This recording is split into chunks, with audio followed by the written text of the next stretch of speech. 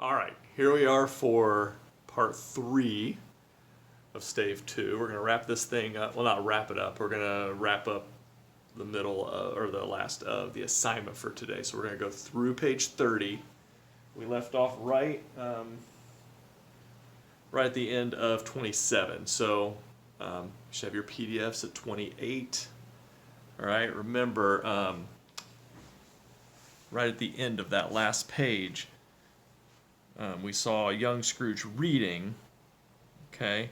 And then as he was reading, suddenly a man in foreign garments, real and distinct to look at, stood outside the window with an axe in his belt. So this is Scrooge's imagination, his childlike imagination as he's reading. So, page 28. "Why, it's Ali Baba!" Scrooge exclaimed in ecstasy. "It's clear, dear old honest Ali Baba. Yes, yes, I know. One Christmas time, when yonder solitary child was left here all alone, he did come, for the first time, just like that." "Poor boy, and Valentine," said Scrooge, "and his wild brother Orson. There they go, and what's his name, who was put down in his drawers asleep at the gate of Damascus. Don't you see him? And the Sultan's groom turned upside down by the Janali. There he is upon his head. Serve him right. I'm glad of it. What business had he to be married to the princess?" So this is Scrooge talking about these wonderful books he had read. And so we see this, remember, child, he's solitary and alone, but he's also he loves to read, and he's kind of got this happiness about him, right? To hear Scrooge expending all the earnestness of his nature on such subjects in a most extraordinary voice, between laughing and crying, and to see his heightened and excited face, would have been a surprise to his business friends in the city indeed. "There's the parrot!" cried Scrooge, "green body and yellow tail, with a thing like a lettuce growing out of the top of his head. There he is, poor Robin Crusoe, he called him, when he came home again after sailing round the island. Poor Robin Crusoe, where have you been, Robin Crusoe?" The man thought he was dreaming, but he wasn't. It was the parrot. You know, there goes Friday, running for his life to the little creek. "Hello, whoop, halloo!" Then, with a rapidity of transition very foreign to his usual character, he said, in pity for his former self, "Poor boy," and he cried again. "I wish," Scrooge muttered, putting his hand in his pocket and looking about him after drying his eyes with his cuff, "but it's too late now." "What's the matter?" asked the spirit. "Nothing," said Scrooge. "Nothing.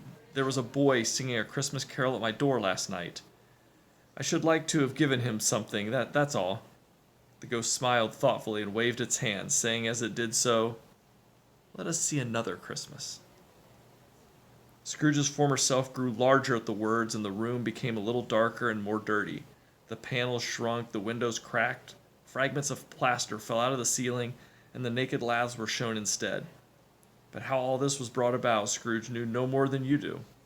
He only knew that it was quite correct, that everything had happened so, that there he was, alone again, when all the other boys had gone home for the jolly holidays. He was not reading now, but walking up and down despairingly. Scrooge looked at the ghost, with a mournful shaking of his head, glanced anxiously towards the door.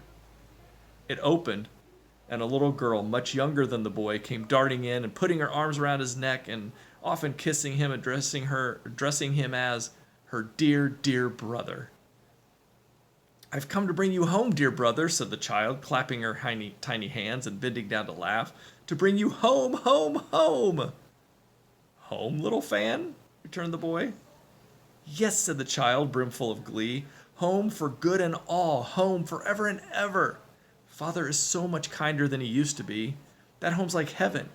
He spoke so gently to me one dear night when I was going to bed that I was not afraid to ask him once more if you might come home. And he said, 'Yes, you should,' and sent me in a coach to bring you. And you're to be a man," said the child, opening her eyes, "and are never to come back here. But first, we're to be together all the Christmas long and have the merriest time in the world." "You are quite the little woman, Fran," exclaimed the boy. She clapped her hands and laughed and tried to touch his head, but being too little, laughed again, and stood on tiptoe to embrace him. Then she began to drag him in her childish eagerness toward the door, and he, nothing loth to go, accompanied her. So we got like his sister bringing him home, but it sounds like before home wasn't great. Remember she said father's so much nicer now and all that? A terrible voice in the hall cried, "Bring down Mr. Scrooge's box there." And in the hall appeared the schoolmaster himself, who glared on Master Scrooge with a ferocious condescension, and threw him into a dreadful state of mind by shaking hands with him. He then conveyed him and his sister into the veriest old well of a shivering best parlor that was ever seen, where the maps upon the wall and the celestial and terrestrial globes in the window were waxy with cold.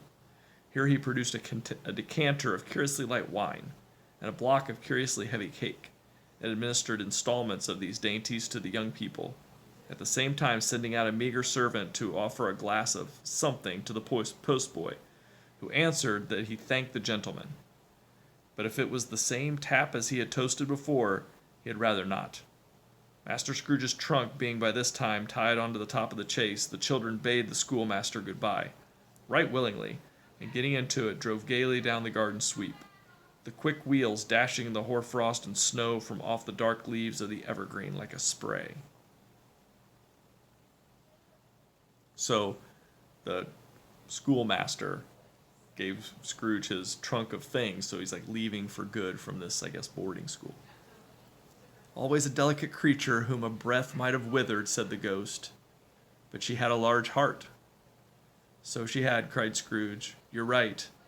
I will not gainsay it, spirit. God forbid." "She died as a woman," said the ghost, "and had, as I think, children?" So now we're hearing that Scrooge's sister, the sister we just saw, died sometime during adulthood. "One child," Scrooge returned. "True," said the ghost, "your nephew." Scrooge seemed uneasy in his mind and answered briefly, "Yes." Although they had but the moment left the school behind them, they were now in the busy thoroughfares of a city, where shadowy passengers passed and repassed, where shadowy carts and coaches battled for the way, and all the strife and tumult of real city were. It was made plain enough by the dressing of the shops that here, too, it was Christmas time again, but it was evening, and the streets were lighted up. The ghost stopped at a certain warehouse door and asked Scrooge if he knew it. "Know it," said Scrooge. "Well, I was an apprentice here." They went in, at sight of an old gentleman in a Welsh wig, sitting behind such a high desk, that if he had been 2 inches taller he might have knocked his head against the ceiling. Scrooge cried in great excitement, "Why, it's old Fezziwig! Bless his heart, it's Fezziwig alive again!" Old Fezziwig laid down his pen and looked up at the clock, which pointed to the hour of 7. He rubbed his hands, adjusted his capacious waistcoat, laughed all over himself, from his shoes to his organ of benevolence, and called out in a comfortable, oily, rich, fat, jovial voice, "Yo-ho there, Ebenezer and Dick!" Scrooge's former self, now a grown young man, came briskly in, accompanied by his fellow prentice. So that takes us through page 30, and what I want you to notice is, going into this other memory, already Scrooge's boss, how did his boss treat people? Not like Scrooge does. He was like, "Hey, come on in here, guys," and you're going to see as we read, for the weekend, that his old boss is just like this happy guy who loves Christmas. So we're left wondering, what exactly is going on with Scrooge. So hopefully you got a lot out of that. We'll wrap up stave 1 in class tomorrow. If you're in 6th period, we're going to go over that homework also. So since you didn't get the benefit of the instruction, really, you just had a sub today. So come